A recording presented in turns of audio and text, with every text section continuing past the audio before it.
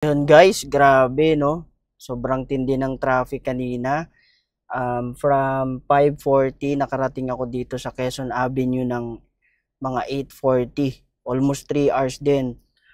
Dito sa may Philcoa, dito sa may Circle. Grabe, walang first time talaga na ma-experience. Talagang parang nakapark na lang lahat. So di ko alam ba't ganun ka-traffic, pero ang good news, at least nakarating din tayo ng safe, and I hope na every time na meron talagang sitwasyon na minsan hindi natin akalain na mangyayari, ay yun ang mangyayari sa atin. So kailangan natin mag-adjust sa mga every moments na sitwasyon na meron tayo, kasi hindi natin masasabi kung maganda o pangit na nangyayari. Importante nakarating ka ng safe, ang importante nasa loob ka ng sasakyan, and hindi ka nag-commute, hindi ka nasa jeep or nakasabit lang